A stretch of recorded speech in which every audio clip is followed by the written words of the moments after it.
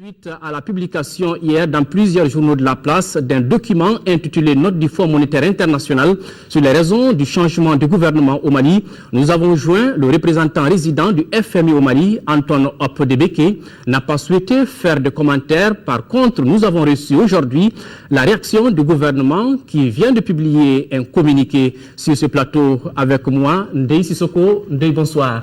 Bonsoir Amadou Sankaré. Avec vous, le contenu de ce communiqué. Tout à fait. Bonsoir à vous, chers téléspectateurs. Ce communiqué de presse du gouvernement sur le document intitulé « Note du Fonds monétaire international sur les raisons du changement du gouvernement au Mali ». Le Premier ministre a reçu en audience le 25 juin 2013 une délégation des partenaires techniques et financiers composée des ambassadeurs d'Allemagne et du Danemark, des représentants du Fonds monétaire international FMI, de la Banque mondiale et de l'Union européenne. Les échanges ont porté sur des interrogations de certains membres de la délégation concernant le récent réaménagement du gouvernement, l'avenir du respect des procédures budgétaires, le projet du réseau national de sécurité que le gouvernement s'apprêterait à signer avec l'entreprise chinoise ZTE, un accord de prêt que le gouvernement envisagerait de signer avec Exim Bank de Chine pour l'achat de 600 camions au profit d'opérateurs économiques maliens. La vente d'une partie du patrimoine immobilier de l'État situé dans le centre-ville de Bamako. En réponse, le Premier ministre a indiqué à ses interlocuteurs que dans tous les pays, le réaménagement du gouvernement est une prérogative exclusive des autorités compétentes en la matière. Celui du 22 juin 2013 au Mali se fonde bien sûr sur cette règle et obéit en même temps à des impératifs de cohésion interne au sein du ministère de l'économie, des finances et du budget, d'efficacité dans l'action et de renforcement de la solidarité gouvernementale. Toute chose indispensable au bon déroulement de cette ultime phase de la transition. La bonne gouvernance est et demeurera une des préoccupations majeures du gouvernement du Mali. Le Mali est un État de droit et dans tout État de droit, le respect des procédures budgétaires est une obligation. Cette obligation demeurera et le Premier ministre y veillera personnellement. Le dossier relatif au réseau national de sécurité à la date du 22 juin 2013 était à l'étude au niveau du ministère de l'économie, des finances et du budget. Le premier responsable de ce département devait solliciter l'avis du FMI avant de soumettre le dossier à l'appréciation du Premier ministre. À cette date, le Premier ministre n'a pas encore reçu le dit dossier. Donc, aucune décision n'a encore été prise.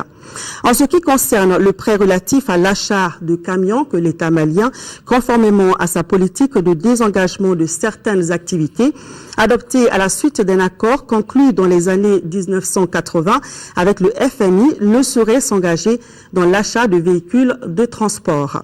Le dossier concernant la vente d'une partie du patrimoine immobilier de l'État, qui devait faire l'objet d'une concertation entre le ministère en charge des affaires foncières et le ministère de l'économie, des finances et du budget, ne lui a pas encore été transmis.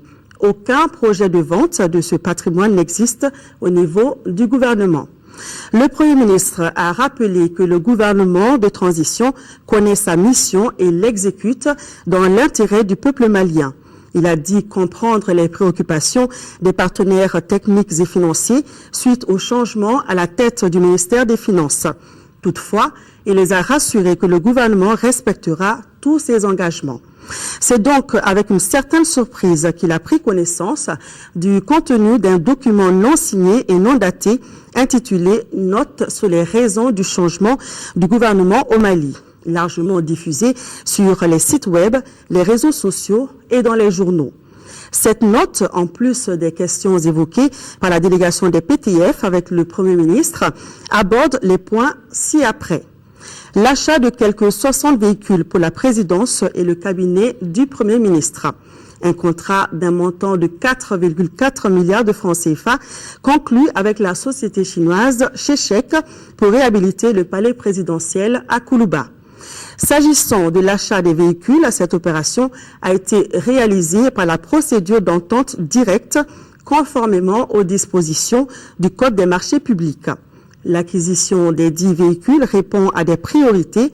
Les parcs automobiles de la présidence de la République et du cabinet du Premier ministre ont été sérieusement affectés par les événements du 22 mars 2012.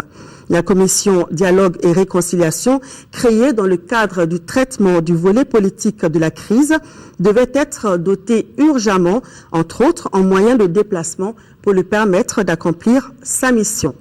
En ce qui concerne la réhabilitation du palais présidentiel à Koulouba, le gouvernement considère ce choix comme une dépense de souveraineté, même si, là encore, aucune décision n'est prise à ce jour.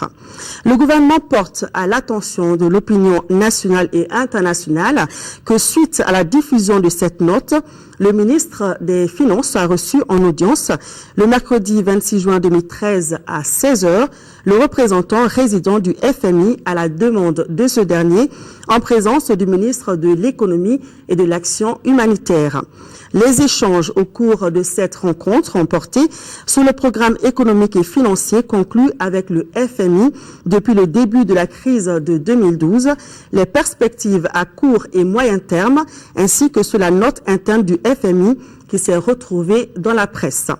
Sur le programme économique et financier, le représentant résident du FMI a salué les efforts du gouvernement pour la maîtrise de la stabilité macroéconomique pendant la crise. Cette performance a été soutenue par un programme dit de facilité rapide de crédit pour un an. À travers le dit programme, 2 décaissements ont été effectués à ce jour. Aussi, le représentant a annoncé la prochaine mission du FMI vers le mois de septembre 2013 pour effectuer les négociations sur la formulation d'un programme triennal. Enfin, il a rassuré le gouvernement quant à l'engagement du FMI d'apporter son soutien au cadre macroéconomique et aux réformes à travers notamment la mise en œuvre des missions d'assistance technique. S'agissant de la note, le représentant résident a précisé que c'est une note à usage interne. Il a dit regretter sa diffusion sur les sites internet et dans la presse et a présenté ses excuses au ministre des Finances et à travers lui au gouvernement du Mali.